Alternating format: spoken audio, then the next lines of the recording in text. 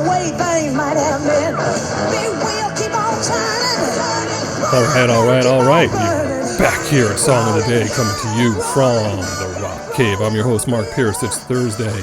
We had an episode in the can being edited when we got the news late yesterday afternoon that Tina Turner, the queen of rock and roll, passed away at the age of 83. So we are going to move that episode to another day. What news this is in the rock and roll world. Boy, what a career. 83 years old, died in Switzerland. I'm not going to be able to do her career justice by any stretch of the imagination. How could you do that in less than 10 minutes when you have a whole movie after your career? There's no way you can do it in less than 10 minutes, but we're going to try to give it a shot. Tina Turner there's outpouring already all over the place at work. People of all ages talking about it that I didn't even expect to be talking about it. I heard her music playing on the radio. So it's, this is a pretty big deal. Tina Turner, born Anna Mae Bullock in dirt poor in Tennessee in 1939, grows up singing in the choir in the Baptist church like so many people did. And by 1957, she's in Ike Turner's Kings of Rhythm and starting to get some steam. The two of them go off and they make their first record together in 1960, A Fool in Love by Ike and Tina Turner, and that's a hit. And the next thing you know, their career from 1960 to 1976, huge force in the live music scene. Massive, the shows. Legendary as far as that's concerned. They opened for the Stones in 1969. They were on Ed Sullivan, Andy Williams show. They won a Grammy. Of course, there are songs you could go, It's Gonna Work Out for Me, It's Gonna Work Out Fine, Nightbush City Limits, River Deep, Mountain High, and of course Proud Mary. That version of Proud Mary sold 1 million copies and went to number one for them. And boy, they were just, I can't say it enough, huge in the early and mid 70s. And then cocaine, fights, divorce, done in 1978. Tina Turner tries to go solo early on in the late 70s. She's doing Vegas shows. She's trying to make money to pay for her debt that she's in. And that's what she's working hard doing that. And the next thing you know, in 1981, Rod Stewart says, hey, we want to come on stage and sing with me on Saturday Night Live. So they do Hot Legs together. And that started to get some interest. In November of 81, she's opening for the Stones again by herself on their American tour for the Stones in 81. That's amazing.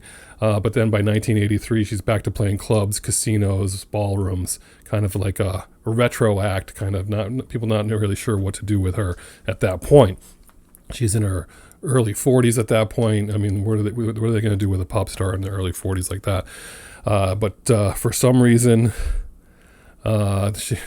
Capitol Records decides to sign her. Whoever did that, boy, they scored, because they signed her in 1983, and she puts out Al Green's cover of Let's Stay Together, and that is a surprise hit.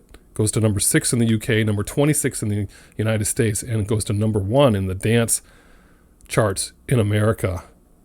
What a big deal that was. Based on that success from Capitol, they're like, you need to put out a record right now. And she records a record in 2 weeks. Think about that for a minute. 2 weeks, recorded Private Dancer, and released in this month in May of 1984. That's where we come in. If you're my age, if you're mid-50s, you didn't know Tina Turner. You didn't know Ike and Tina. You read a little bit about it. You heard they were a big deal. I didn't know their music. I didn't know anything about it. We just thought she was someone who came out of retirement and we just heard about it. But boy, this record, 5 million copies in the United States, 10 million in the world. Next thing you know, she's touring with opening for Lionel Richie that year. She's got 3 big singles off that one. Better Be Good to Me, Private Dancer, those are both top 10. Number 1, What's Love Got to Do With It? We'll get back to that. She wins 3 Grammys for that one, and then goes on a world tour. This is just massive, right? Huge. Just unbelievable. And there they are talking about her 44-year-old legs and how great they are and how old she is at 44. Think about that for a minute. That's 10 years younger than I am. Anyway, she's coming off that with those massive success. Rolling Stone magazine cover. She's all over the place. Next thing you know, she's in Mad Max Beyond the Thunderdome with Mel Gibson. She stars in it. She sings a couple of songs. She does a great job in the movie. What's her name? Auntie Entity of Bartertown. Auntie Entity of Bartertown. But we don't need another hero, another amazing song. You don't hear that song enough. That's a great song right there. And then One of the Living, another song from there that you also, I had forgotten about that song, but that won a Grammy for Best Female Rock Vocals. That has Tim Capello on it. Remember Tim Capello? He's a sax player. Remember Lost Boys, I Still Believe? Tim Capello with that sax. He toured with her. He was her touring saxophonist during this whole time. He's on that record that won that Grammy. And then she just put out record after record, and she couldn't lose. 86, Break Every Rule, number 1, 5 million copies. Had Typical Male, Back Where You Started on it. She wrote a book, biography, I, Tina. Another world tour. In Brazil, she plays in front of 180,000 people in 1988 or 87. Guinness Book of World Records, biggest crowd to see someone perform live.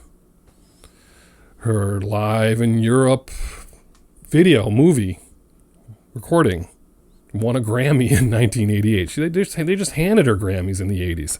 Puts out Foreign Affair, goes to number 1 in 8 countries, another 5 million records sold.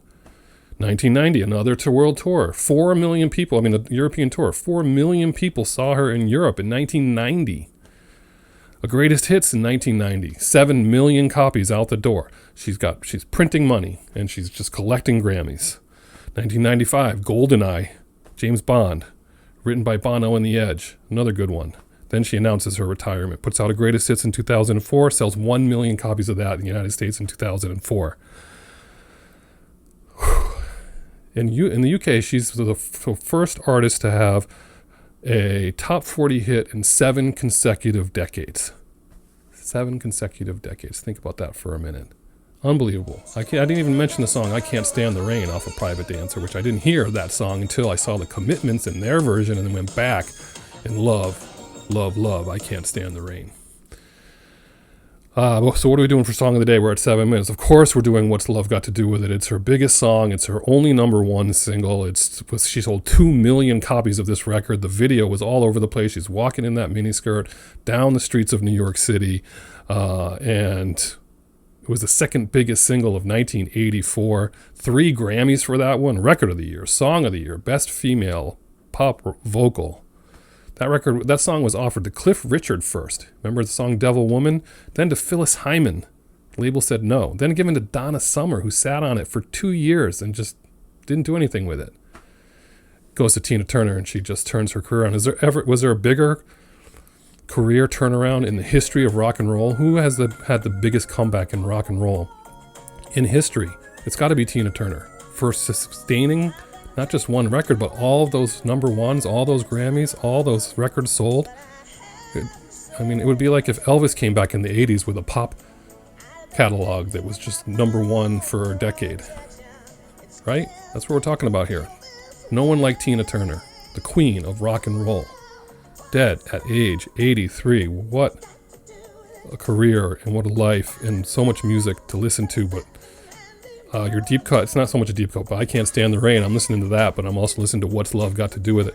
But Private Dancer, oh my gosh, Better Be Good to Me, and We Don't Need Another Hero. I'm listening to all that today. How about you? Are you guys breaking out her greatest hits? Tell me your Tina Turner stories. Anyone see her in concert back in the day? Comment below. Rip Tina Turner. Have a good one. Whatever you're doing today, I hope it involves music. And as usual, I'll catch you on the flip side. Just be brothers,